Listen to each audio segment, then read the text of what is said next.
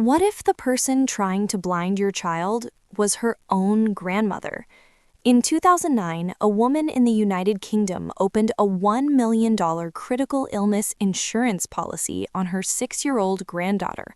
Then she spent the next several months telling the little girl's mother that the child was going blind, taking her to doctors, creating a paper trail, building a case.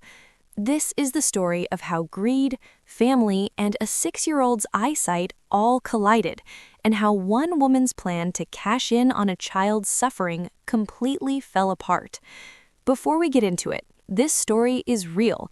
It happened in the UK, it went through the courts, and the details that came out during the trial are honestly hard to believe.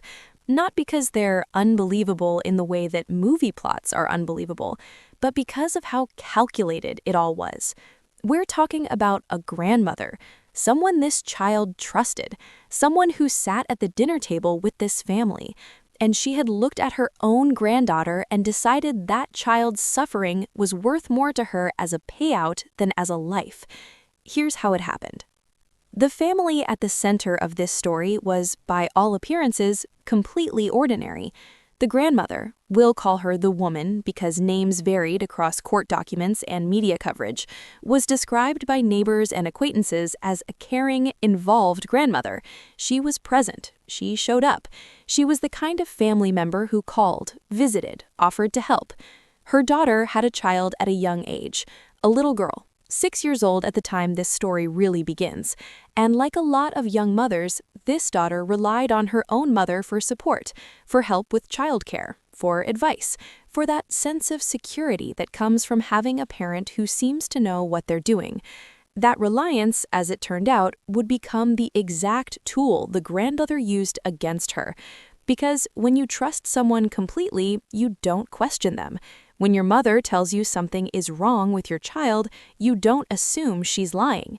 You panic. You go to the doctor. You do whatever she says because she's been around longer than you have, and you're scared, and you love your kid.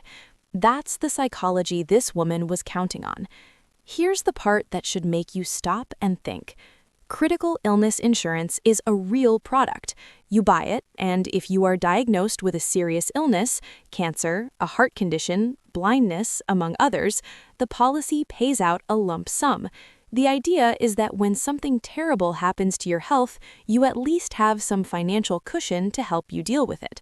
These policies exist for children, too. Parents buy them to protect against worst-case scenarios. That's the legitimate version. What the grandmother did was not the legitimate version. She took out a policy, reportedly worth around $1 million in value, on her 6-year-old granddaughter, not as the child's parent, as a third party with what insurance companies call an insurable interest, meaning she had to argue that she had a financial stake in the child's well-being. She got it approved, and then the plan began. The illness she was going to claim was blindness. Specifically, she was going to argue that her granddaughter was losing her eyesight. Think about what that requires for a second. To fake blindness in a child, you can't just fill out a form. You need a paper trail. You need doctors who have examined the child and have concerns. You need the child herself to behave as though she can't see. You need her mother to genuinely believe something is wrong. That is a long con. That requires months of work. That requires someone willing to psychologically manipulate a mother and a child simultaneously. She got started. The way this unfolded was gradual. That's important to understand. It didn't happen overnight. It was slow, and it was careful, and it was designed to feel like the normal progression of a health concern. It started with comments, small things. The grandmother began mentioning that the little girl seemed to be struggling to see things, that she was squinting, that she seemed to be bumping into things, or misjudging distances, or having trouble in low light. Nothing alarming on its own, just the kind of thing a watchful grandmother might notice. And the mother, as any loving parent would, started paying attention, started watching her daughter more carefully. And once you're looking for something, you start seeing it everywhere. That's just how human perception works. The grandmother had planted the idea, and the mother's own anxious mind began to water it. Then came the doctor visits. The grandmother arranged them. She drove them. She sat in the appointments. She was the one doing most of the talking, explaining what she had observed, framing the symptoms, steering the conversation.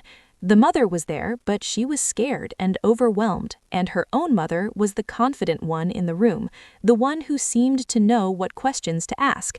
Doctors, to be fair, can only work with what they're given.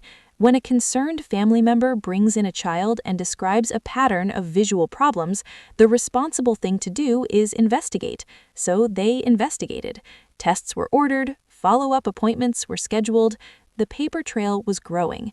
And at home, the pressure on the little girl herself is something that's genuinely disturbing to think about.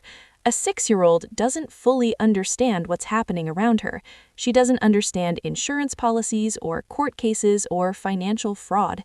She understands that the adults in her life are worried about her eyes.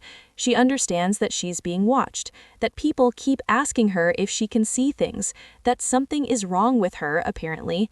Children are extremely good at picking up on the emotions of the people around them, and they are extremely susceptible to suggestion, especially from trusted adults.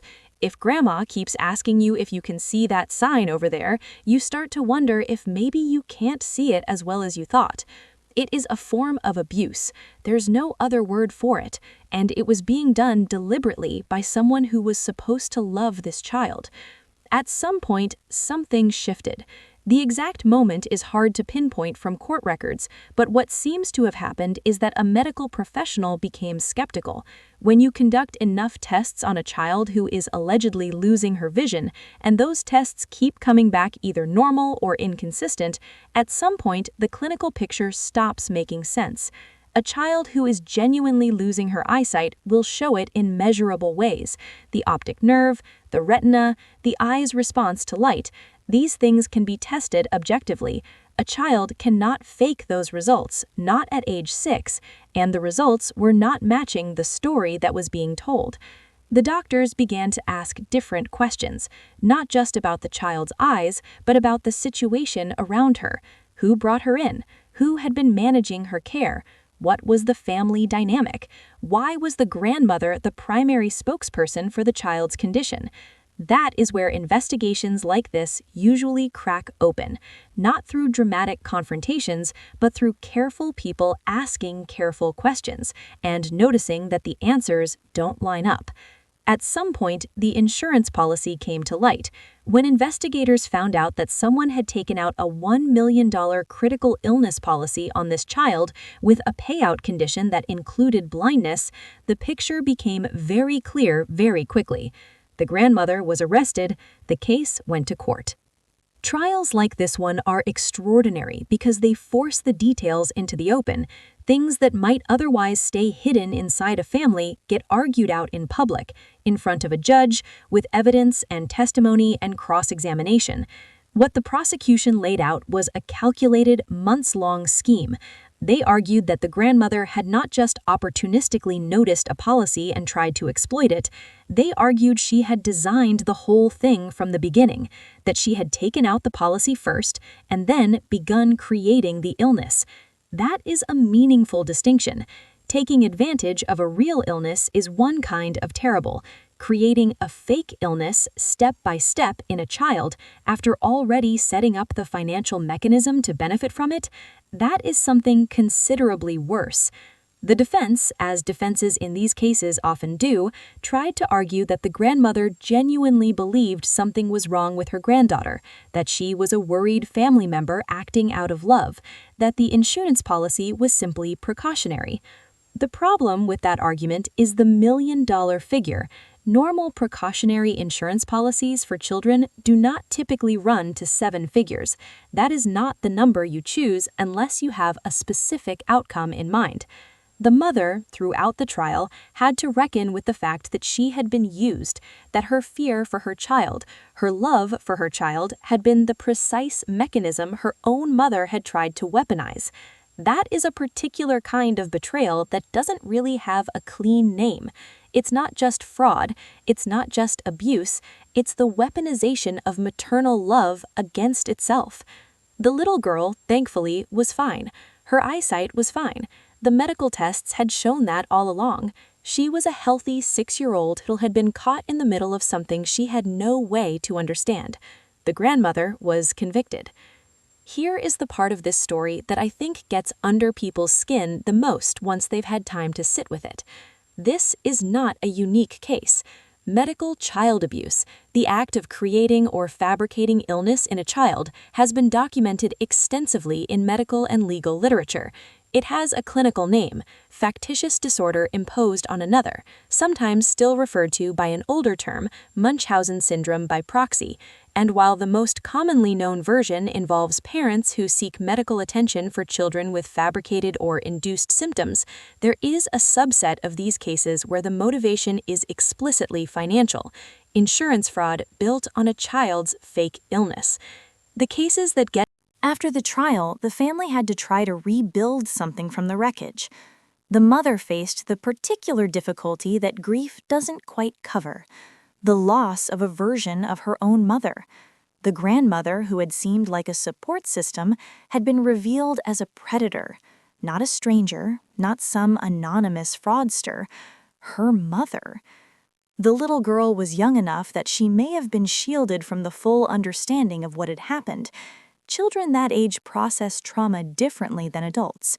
With the right support, with adults around them who tell the truth and keep them safe, they can come through experiences like this without carrying them the same way an adult would.